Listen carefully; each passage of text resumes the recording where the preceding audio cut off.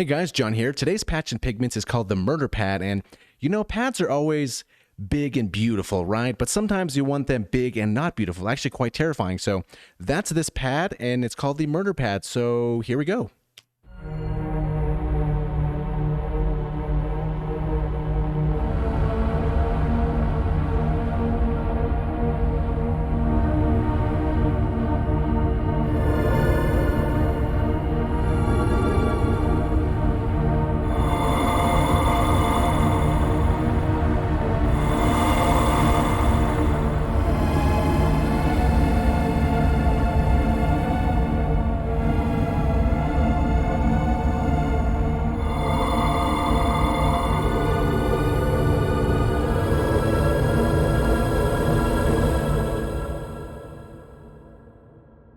Alright, if you like the patch, give the video a thumbs up, change your underwear, and subscribe if you haven't already. So let's dive into this and see how it was created here. So this one is more so not necessarily a melodic type of sound. It's more of a texture, more of a kind of creepy vibe kind of thing to kind of set the stage, which is really nice.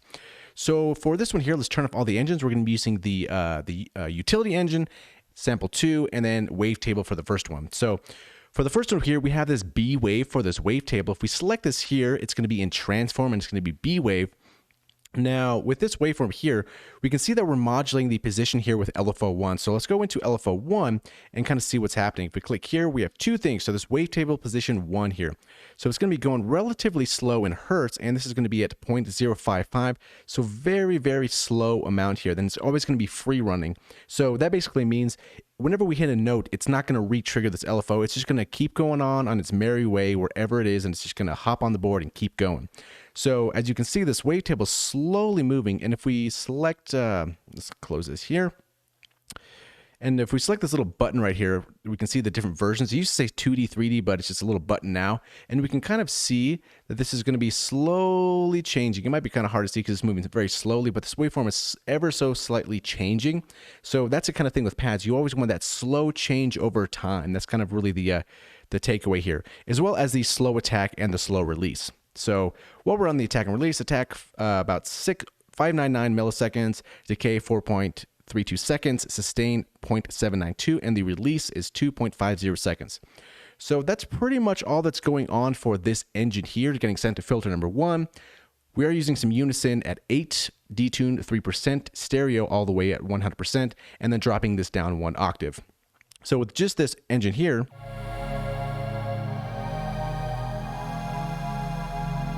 we're going to have that sound there.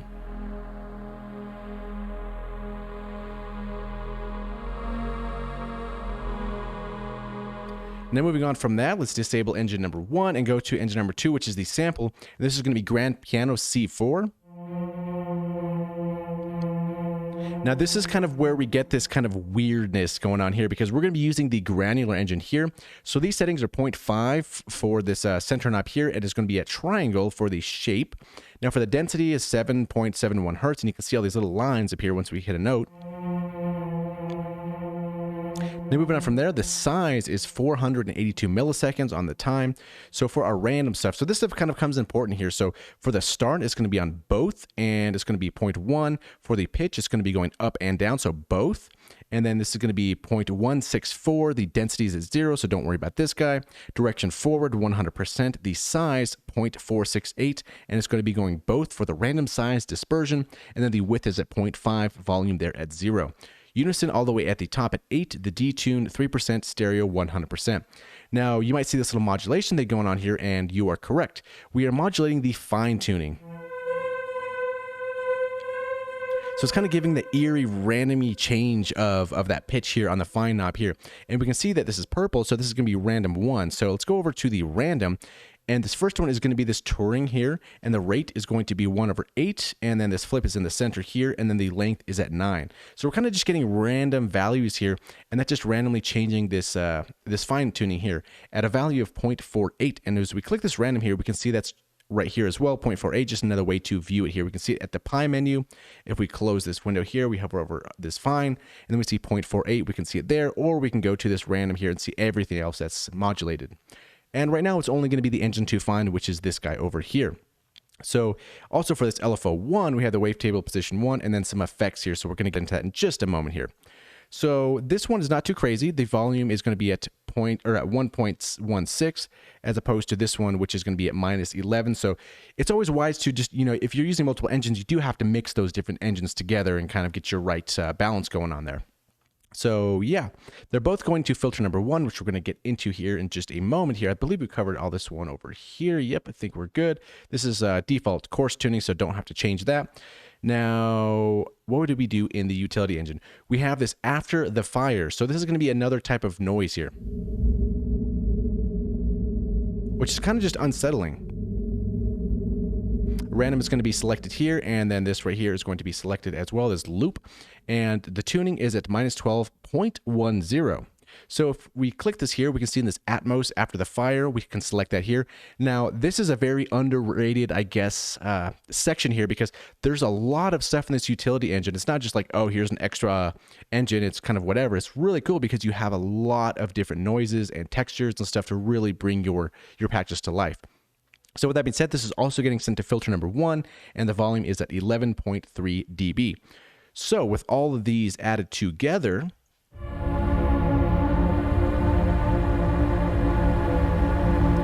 we get that nasty stuff there. So filter number 1, what's happening here? Not too much. We have the resonance kind of boosted at 0.3, they cut up at 20, and that's pretty much it, low pass 24. So nothing too crazy there. And remember, you don't necessarily have to change something if you don't need to. So that's kind of the takeaway, I guess, of that. So for the effects, let's kind of see what's going on here. So for the first one here, these are all going to be run in series. So basically, if we go over to the effects, we can kind of see that these are going from A, B, C, and then FXB, A, B, C, so on and so forth. We can see that over here. Now we have distortion for the first one, soft clip. This dry wet's 38%. And then if you look here, this drive is ever so slightly moving from this LFO1. So the same LFO1, if we click this here, we can see that that was the wavetable position we looked at over here, right up here, this position knob that's getting modulated, but it's also modulating this effects drive of the distortion. Just by a little amount here, we can see that it's going to be 0.19. It's a very small change visually in this waveform here, but if you look really closely and kind of squint your eyes, you can kind of see it.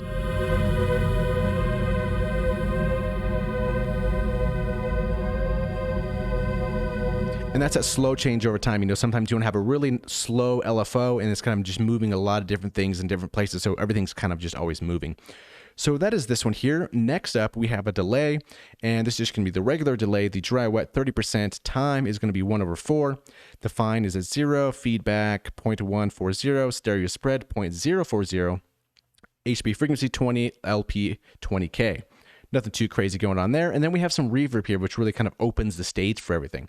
25% for the dry wet, pre-delay 25, size 1.53, decay 0.750, stereo width 0.5, high pass frequency 30, low pass 3060, and then the dampening 0.5.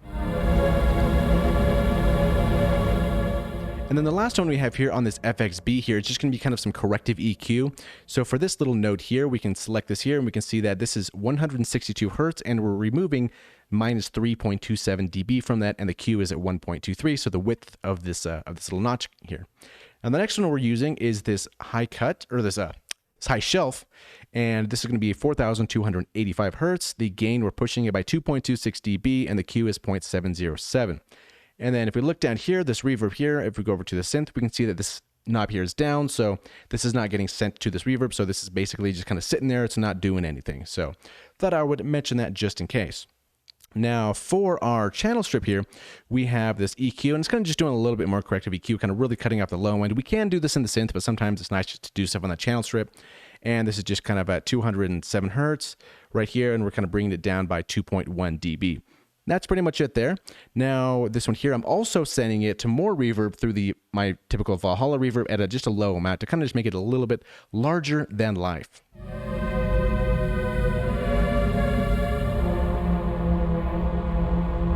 And as I mentioned before, this pad here is not necessarily like chordal pads and playing nice chords and triads and stuff like that. It's more so textures. So try to find some more dissonant notes to kind of play with each other and really kind of play off that creepy vibe.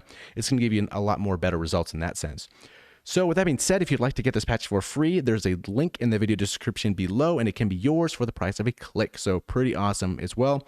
And as I've said in the other ones, if you're not sure how to install these, check out the series I've done. I think it's video number 2, and we talk about the preset browser and how to import and export presets, which Pigments makes it very easy to do and very intuitive. So with that being said, let's place that with the murder pad. And yeah, I should have done this one on Halloween, but yeah, there we go.